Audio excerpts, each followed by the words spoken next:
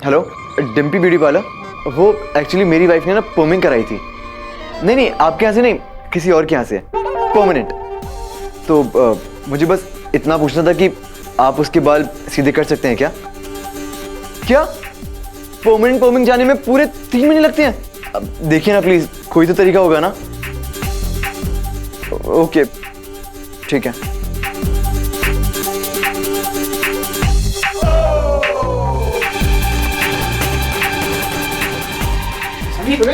अरे यार, तू अभी तक तैयार नहीं हुआ है। चल तैयार हो जल्दी। भाई जाना नहीं भाभी को लेवाने। मुझे कहीं नहीं जाना, और अब जब तक नैना के बाल सीधे नहीं हो जाएंगे ना, वो यहाँ नहीं आएगी। भांग के पकौड़े तो नहीं खा ली तूने? अरे जब नहीं जाना तो बता देना चाहिए था। खामखा की डेकोरेशन करवा दी हमने यार दोबारा। भाई कैसी बहकी बहकी बातें कर रहे तू? देख समीर यार, तू मुन्ना, मैंने कह दिया ना, और इस बारे में ना तो मुझे कुछ सुनना है और ना ही कुछ कहना है। यार मेरे माथे पे हल्का सा निशान आ गया था, मुझसे वो बर्दाश्त नहीं हुआ, और मैडम ने पूरे बालों का सत्यानाश करवा लिया। मैंने बस कह दिया, जब तक नैना के बाल सीधे नहीं होंगे वो चाचा जी के साथ ही रहेगी बस। अच्छा, तो तू ऊटी किसके साथ जाएगा? मामा जी के साथ हनीमून मनाने? देख यार समीर, तो उससे काम ले। पंडित यार, हमारी मैथ वाली टीचर का क्या नाम था? हाँ, शांति से काम ले, शांति से सोच। अगर तुम एक बार ऊटी पहुंच गए तो फिर सब सेट हो जाएगा। सोच जरा, ऊटी की वादियां, वहाँ का मौसम, वहाँ का कमरा, सिर्फ तुम दोनों अकेले। पोंगा।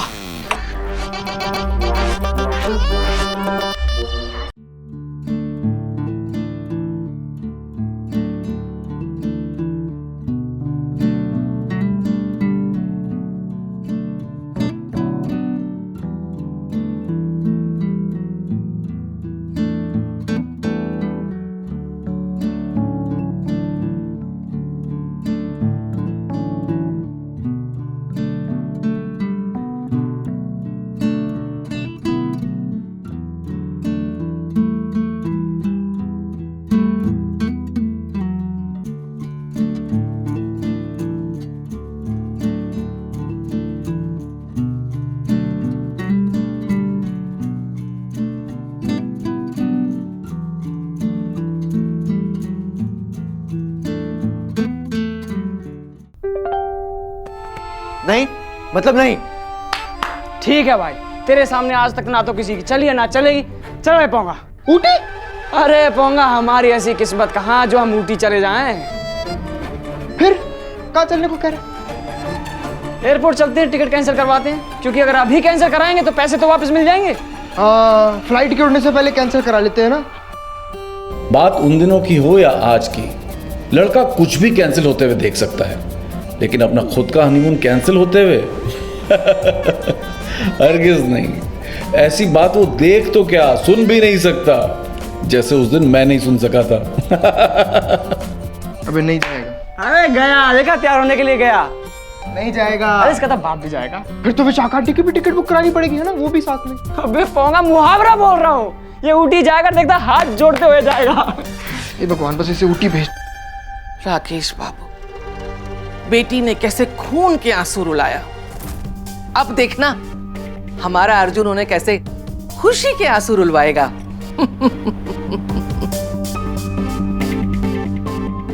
आप तो ये मिठाई खाओ। मैं बहुत खुश हूं, मैं बहुत खुश हूं।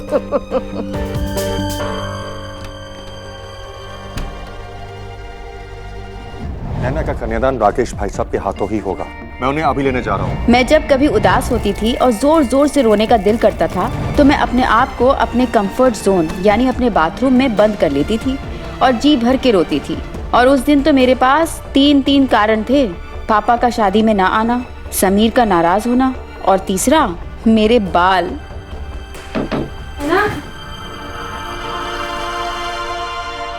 नैना, नैना,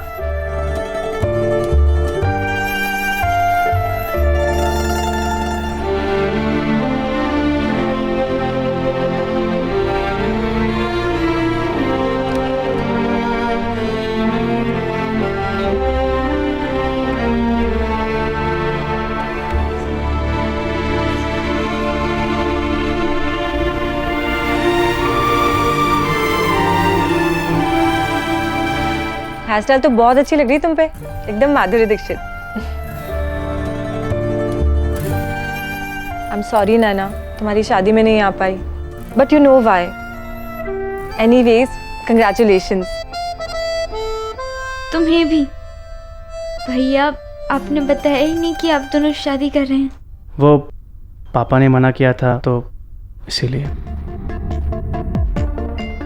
यही शर्त थी बुआ जी की, इसी वजह से राकेश अंकल को तुम्हारी शादी, तुम्हारा कन्यादान सब छोड़ना पड़ा। कैसी किस्मत है ना हमारी, भाई बहन की शादी में नहीं आ सका और बहन भाई की शादी में नहीं आ पाएगी।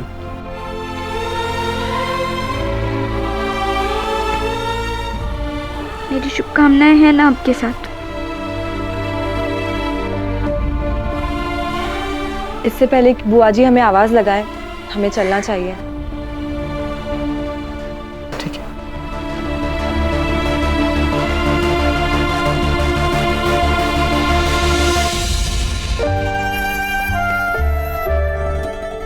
Enjoy your honeymoon.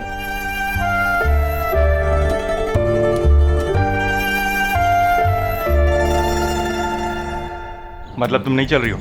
Vivek please, एक दिन बाद चलते हैं ना, बस आज नैना का पगफेरा हो जाए उसके बाद। विशाखा, हद हो गई यार, ये नैना तुम्हारी कब से इतनी सगी हो गई? अरे शादी के पहले तो तुम्हें फूटी आंख नहीं भाती थी।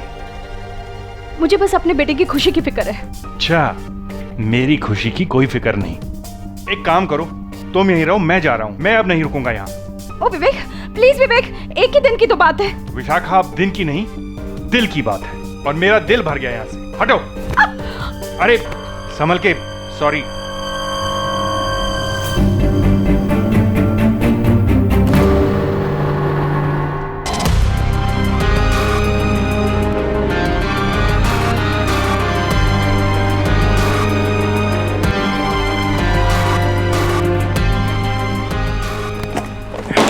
समीर, चुप, बिल्कुल चुप। समीर, अब अगर एक लफ्ज भी निकाला ना तो मुझसे बुरा कोई नहीं होगा। अब अगर हाथ उठाने की कोशिश भी की ना तो हाथ तोड़ दूंगा। हाँ, देख रही हो अपने बेटी की करतूत? तमीज देखो इसकी। बदतमीज लोगों के मुंह से तमीज की बात है, शोभा नहीं देती। समीर,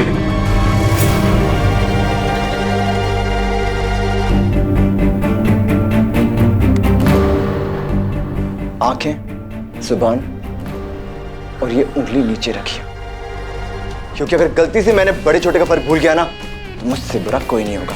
समीर, समझ आया? समीर प्लीज, मैं तेरे हाथ जोड़ती हूँ। हाँ, तो बात समझने की कोशिश कर, अभी जा यहाँ से, ये तेरे मतलब की बात नहीं है, जा प्लीज।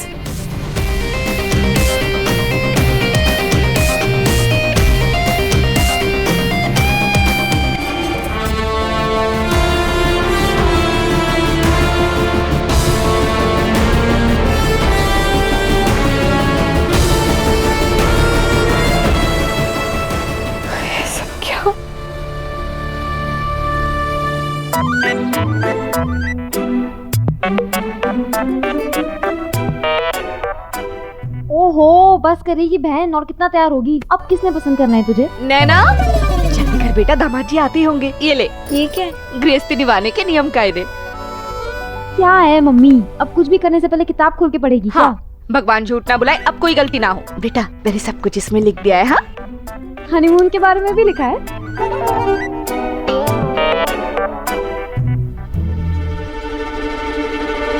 वो ये पूछ रही थी। अच्छा, बता क्या जानना है? मुझे कुछ नहीं, मैंने नहीं पूछा, ये प्रीति पूछ रही थी। मैं क्यों पूछूंगी, मेरी तो शादी हुई नहीं है ना, और वैसे भी हनीमून पे तो ये जा रही है कल, मैं थोड़ी ना जा रही। नैना बेटा, तूने साड़ी ठीक से बांधी है ना? रुक जा, मैं ठीक कर देती हूँ। क्या बेटा, साड़ी तो पहनना सीख ले अब।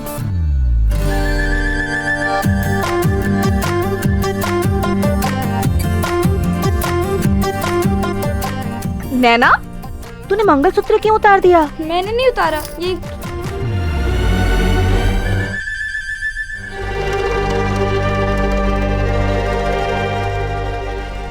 मैंने नहीं उतारा। तूने मैंने शायद सुबह नहाते वक्त उतारा होगा। पागल है क्या? पागल दिखती हूँ मैं तुझे जो मंगलसूत्र उतार दूंगी? तो फिर गया कहाँ? हाँ, ना कहीं गिरा तो नहीं दिया तूने? नैना तुझे हुआ क्या है? तेरा दिमाग तो ठीक है ना? हाँ, पहले भालू जैसे बाल करा लिए और इस लड़की ने एक रस्म ठीक से नहीं की। अब ये मंगलसूत्र नैना हीरे का था, हीरे का। हाँ, क्या सोचेंगे तेरे ससुराल वाले? वो लोग तो यही सोचेंगे ना कि हीरे का था तो हम लोगों ने रख लिया। तो सुहाग की निशानी होता है और तुझसे वो भी नहीं संभाला गया। क्या तुमने मंगलसूत्र खो दिया?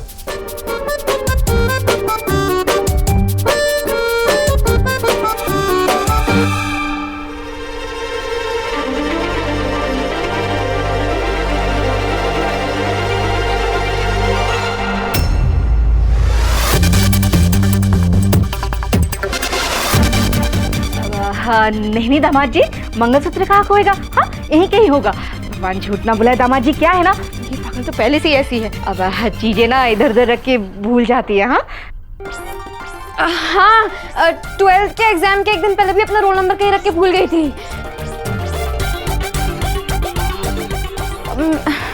मजाक कर रही हूँ। दामाद जी यहीं कहीं है, मिल जाएगा। भगवान झूठ ना बोले दामाद जी, आपने बिल्कुल सही टाइम पे आए हैं। प्रीति के पापा कब से आपका इंतजार कर रहे हैं। प्रीति, बेटे जीजा जी के लिए चाय नाश्ता लगा जा। हाँ जा, आइए दामाद जी, आइए। आइए ना दामाद जी।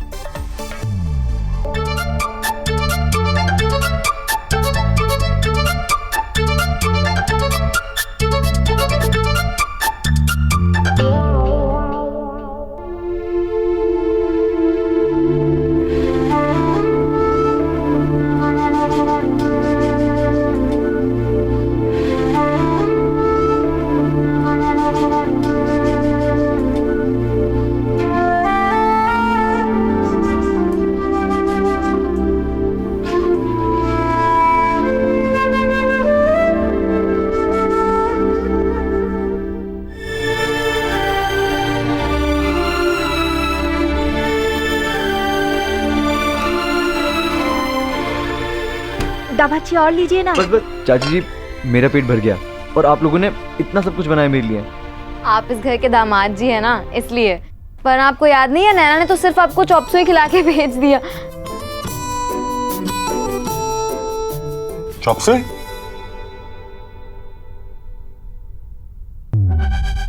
पापा, ये सब ना वो शादी के पहले की बातें हैं। अब तो सब कुछ ऑफिशियल हो गया है। जीजा जी, डरने की कोई बात नहीं है। बेटा, थोड़ी खीर तो खाओ। हाँ चाची जी, बस अब इस सब के बाद तो लगता है कि मुझे पेट दर्द की दवाई खानी पड़ेगी। बेला, थोड़ी खीर दो इनको। लीजिए। अब वैसे ऊटी जाने की तैयारी हो गई? जी चाची जी। जीजा जी, मैं भी चलूं आपके और नैना के साथ? प्रीति, भगवान झूठ ना बुलाए बेटा, कभी तो अकल की बात किया कर। अरे पर इसमें क्या गलत कह दिया? अब नैना और मैं साथ स्कूल गए हैं, साथ कॉलेज गए हैं, तो हनीमून पे साथ क्यों नहीं जा सकते?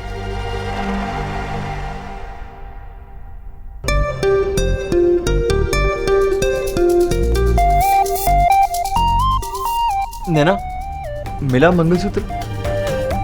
मंगलसूत्र? वो चाचा जी, नैना ने मंगलसूत्र खो दिया है। मतलब उसने कहीं रखा है और रखकर भूल गई है। अब नहीं प्रीति के पापा, मिल जाएगा ना। वो क्या है ना, शादी के बाद तुरंत इतना सब कुछ हो गया कि बेचारी भूल गई। हाँ हाँ, 12th स्टैंडर्ड के एग्जाम के एक दिन पहले भी अपना रोल नंबर कहीं रख के। प्रीति, ये कहानी तो तुम अंदर सुना चुकी हो ना? ये सब क्या है नैना? तुम मंगलसूत्र इधर उधर कैसे रख सकती हो?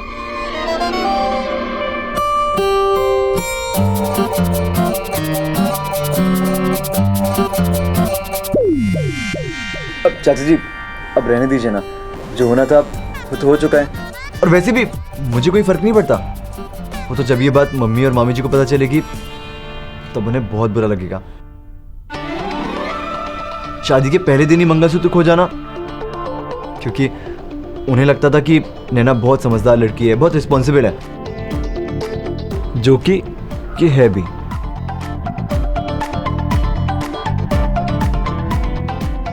लेकिन जब मम्मी और मामी जी को पता चलेगा तो उन्हें बहुत दुख होगा, क्योंकि मंगलसूत्र सुहाग की निशानी होती है।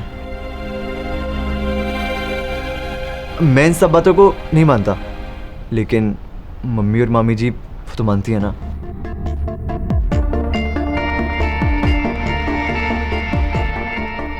तुम्हें क्या हो गया नैना? तुम्हारा ध्यान कहाँ है? पहले अपने बाल खराब कर लिए और ये सब। चाचा जी अब रहने दीजिए ना, जो होना था वो तो हो चुका है ना।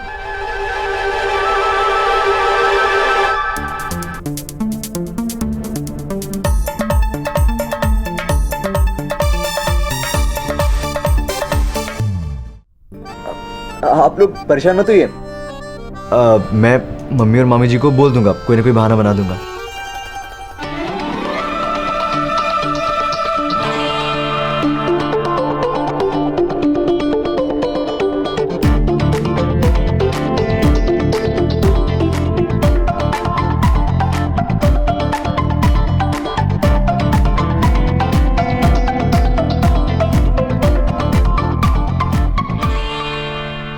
नैना, जाके मंगलसूत्र ढूंढो। तुम्हें जाके ढूंढो, मंगलसूत्र मिलना ही चाहिए। समीर सही कह रहा है, बेचारा सबको क्या कहेगा। कितनी बार साइड लेके नैना की वो, और नैना गलती भी गलती की जा रही है।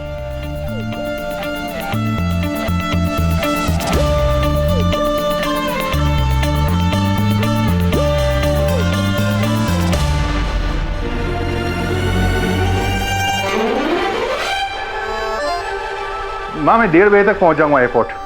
माँ मैं अकेला ही आ रहा हूँ, विशाखा अब नहीं आएगी, वो यहीं रहेगी अपने लाडले के पास। हाँ, हमेशा के लिए। माँ मैं आके सब समझाता हूँ ना। आप एयरपोर्ट पे ड्राइवर भेज दीजिए 1:30 बजे। हाँ। आपने अपनी मम्मी जी से अभी क्या कहा? मैं यहीं रहूंगी हमेशा के लिए? हाँ विशाखा। इतनी सी बात के लिए आपने इतना बड़ा फैसला ले लिया? इतनी सी बात? मुझे यहां बुलाकर पूरी तरह से इग्नोर किया गया विशाखा।